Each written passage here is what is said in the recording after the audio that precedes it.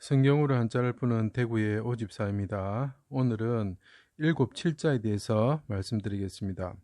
일곱 칠자는 매우 중요한 의미를 가지고 있는 글자이므로 여러분께서 성경을 읽으실 때 많은 도움을 받을 수 있는 글자입니다.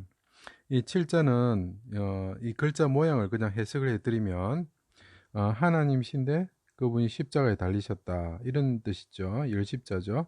그런데 그분이 죽으셨다. 여기 제가 이렇게 삐친 별 또는 이렇게 옆으로 간 것은 죽었다 이런 뜻입니다. 예, 그리고 그 다음에 숨을 은자가 보이죠. 숨을 은자. 숨을 은자는 제가 뭐라 그랬습니까? 땅 위에 하나님이 달리셨는데 그분이 발을 상하셨다. 요 삐치는 부르면 제가 못 박혔다. 발을 상하다. 이런 뜻이죠. 그럴 때 어떤 현상이 있었습니까?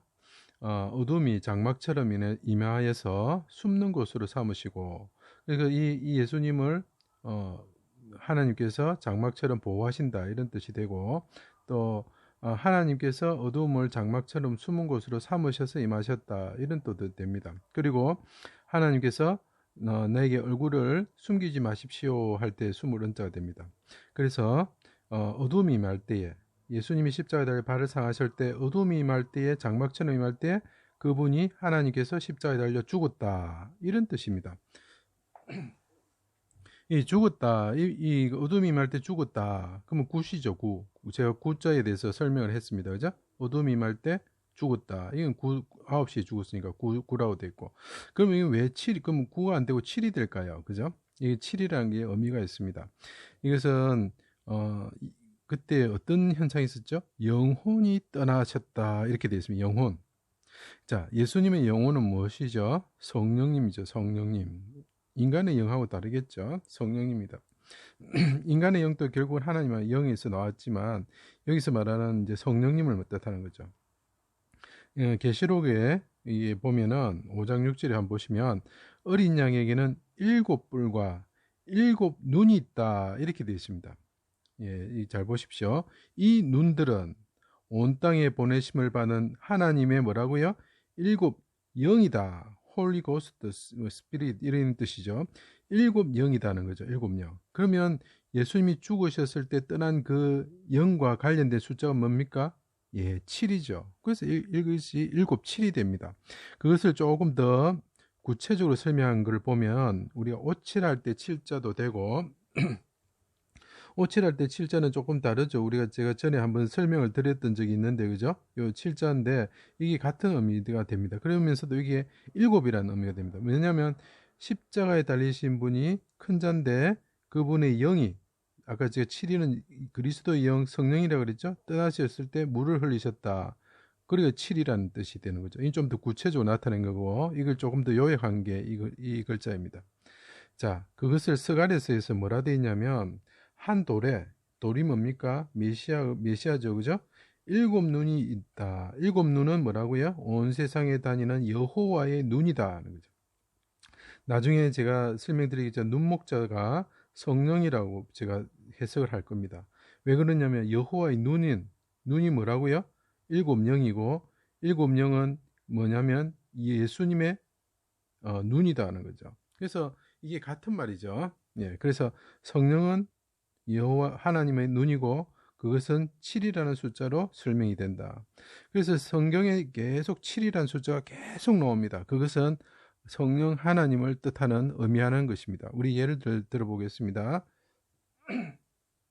무교절을 우리가 7일 동안 지내죠. 7일. 무교절이 뭡니까? 마른 떡 고난의 떡이죠. 고난받은 예수님이 7과 관련이 있다. 성령이 떠난다는 거죠. 그 7일을 한다 이런 개념이라기보다는 성령이 그분의 고난을 통해 가지고 그분과 분리된다, 떠난다 이런 뜻이죠. 자, 오순절이 어떻습니까? 예수님의 성령이 임하시는 날이죠. 7 곱하기 7, 77절이라고 그러죠. 7이 관련 있습니다. 그 다음에 여호수아가 그죠? 그 여리고성을 공략할 때 7일째 7번을 돈다. 이것도 77절하고 연관이 있죠. 성령이 와주셔서 그 달의 성읍 그 여리고를 무너뜨린다. 수넴 여인의 아들이 죽었을 때 엘리사가 그 이렇게 눈과 눈, 입과 입을 마주쳤을 때 어떻게 됩니까? 예, 7번 재채기하고 일어난다. 그리고 메노라가 성령을 뜻하죠. 그 등잔대를 말하는 겁니다. 그 등잔대가 7개의 가지가 있다. 그죠? 그래서 메노라. 나만이 어떻습니까? 죽어 가운데 있다가 요단강에서 7번 하니까 어린아이 살기처럼 되었다. 누구를 통해서? 엘리사를 통해서. 엘리사라는 이름은 여호수아라는 이름과 같고 예슈아라는 이름과 같은 뜻입니다. 하나님은 구원이시다. 이런 뜻이죠. 자, 그래서 7이라는 숫자는 나타내는 것이 성경이 볼 때마다 나타내는 그 의미하는 것이 뭐냐면 성령을 의미합니다. 성령 하나님을 의미합니다. 그러니까 성령과 관련된 수죠. 그래서 7절, 맥추절, 오순절 이런 것들이 결국은 성령을 나타내는 거죠. 그래서 7번 이런 것입니다. 여기 보면 참 재밌는 게 있습니다. 우리 7절 해가지고 죽고 나서 49일 때 드린 제사를 말하죠.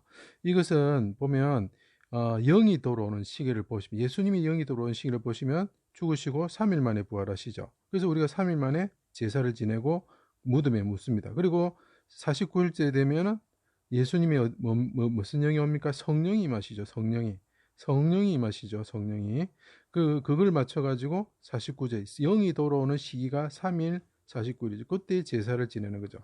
자, 이게 얼마나 웃기는 거냐면 예수님의 영이 성령이 돌아오는 그 시점, 그죠?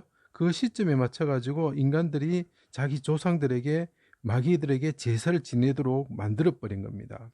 그래서 우리가 제사를 지내는 이런 날짜들이 하나님을 섬겨야 되는 날인데, 그러니까 예수님이 죽으시고 49일 만에 성령이 오순절에 임하시는 것을 나타내는 숫자인데도 그것을 마귀가 조상 신들을 섬기게 만들고 결국은 마귀를 섬기게 만들도록 하나님을 조롱하기 위해서 만드는 것이 지금의 제사의 시간인 것을 우리가 알 수 있습니다. 그래서 우리가 참제사, 예수 그리스도에 드리신 그 참제사와 성령 하나님에 대해서 모독하지 않기 위해서는 이런 제사들을 다 무너뜨리고 진정하신 우리 하나님이신 예수 그리스도를 섬기기 위해서, 하나님을 섬기기 위해서 우리의 마음을 바꾸어야 되는 것이죠. 그것이 참 중요합니다.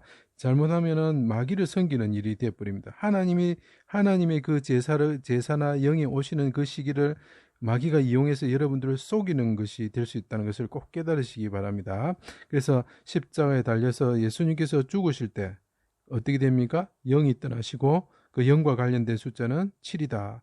모든 성경의 7이라는 그 숫자를 보고 성령 하나님을 생각해서 보시면 성경이 열리기 시작할 것입니다. 제 강의를 들어주셔서 감사합니다.